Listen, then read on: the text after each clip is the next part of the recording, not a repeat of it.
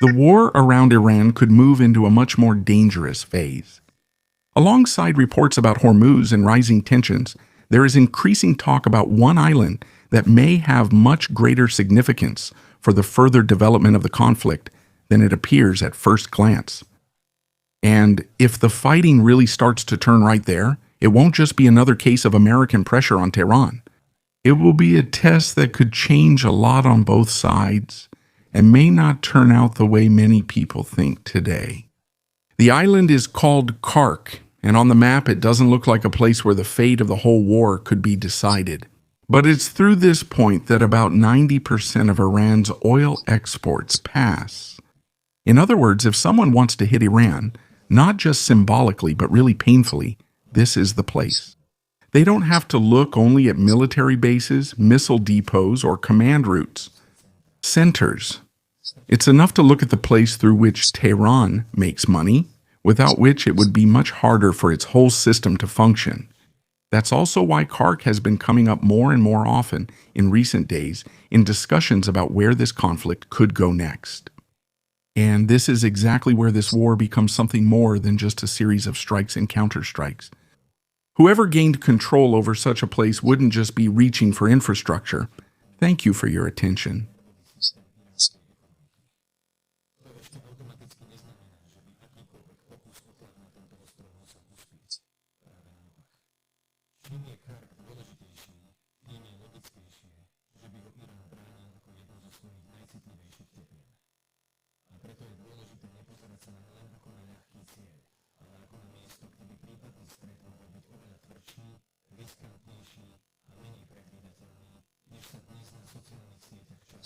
The fact that this island is suddenly being talked about more is no coincidence.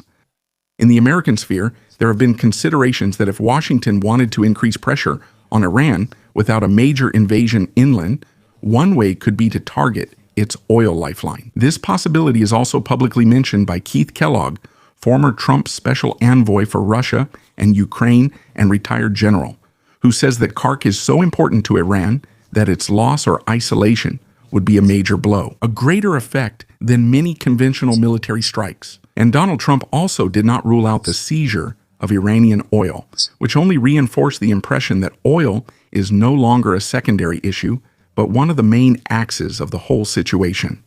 Thank you, as a similar motive could be seen in Venezuela as well.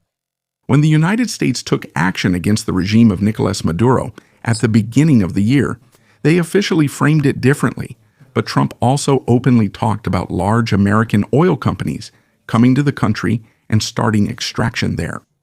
That's why many people today interpret American actions toward Iran also through the lens of energy and control over resources, not just through military logic. On top of that, new reports are coming in from the Strait of Hormuz. Reuters reported that Trump warned Iran to immediately remove any mines if they had deployed them there, and according to him, the American military has already destroyed vessels linked to mine laying.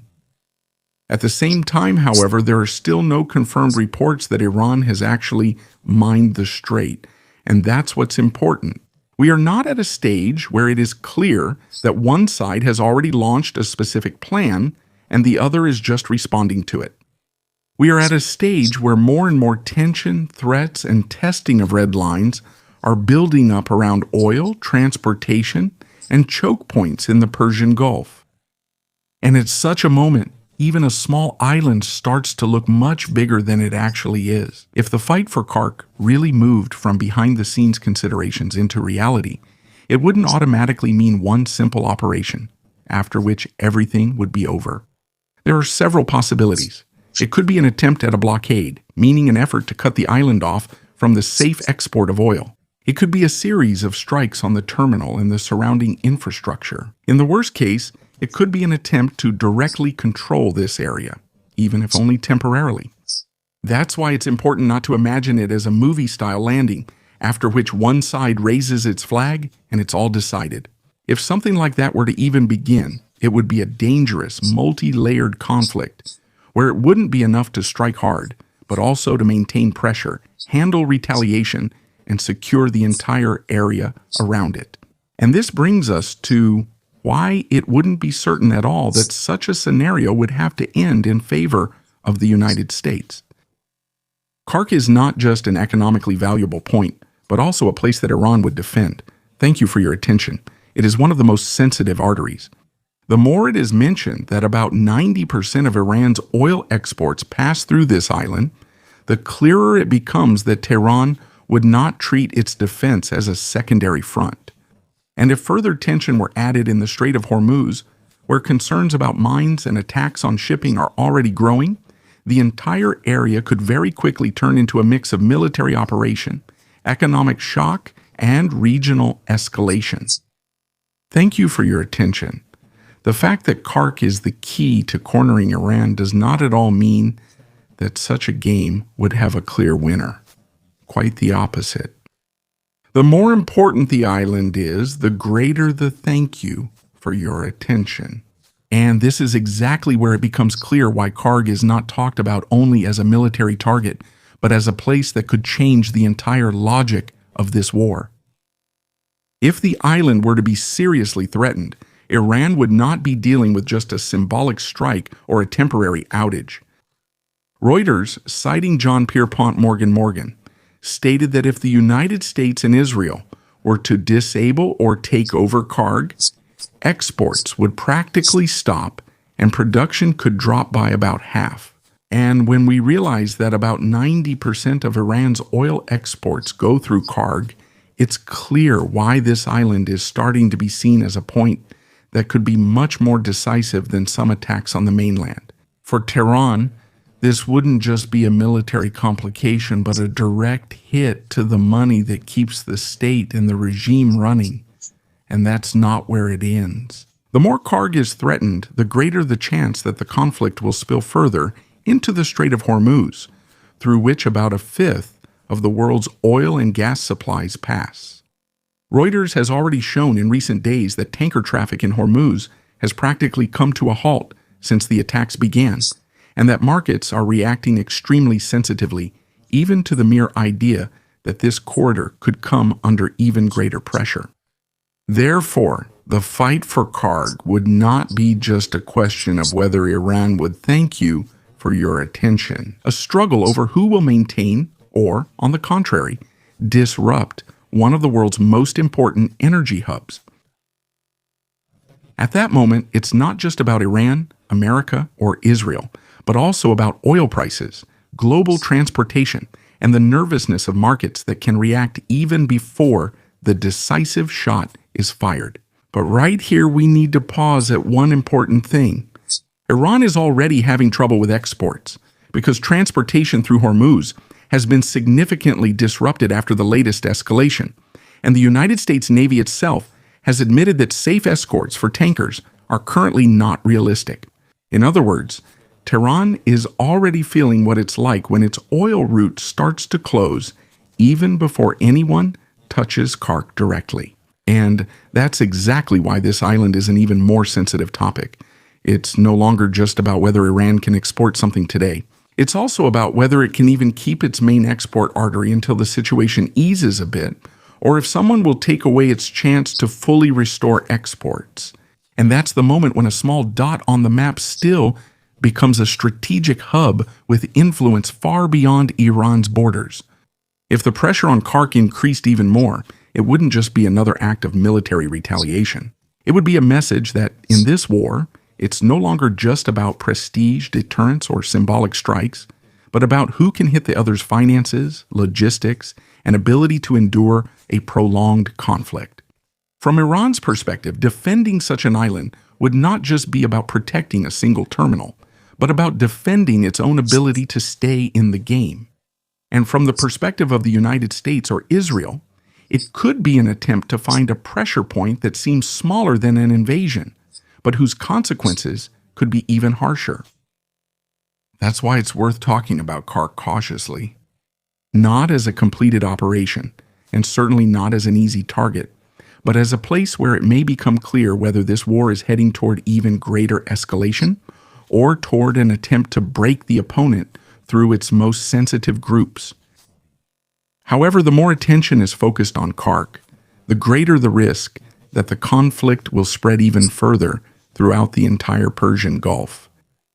Iran would probably not see such pressure as an isolated attack on a single island, but as an attempt to strike at its most sensitive economic lifeline.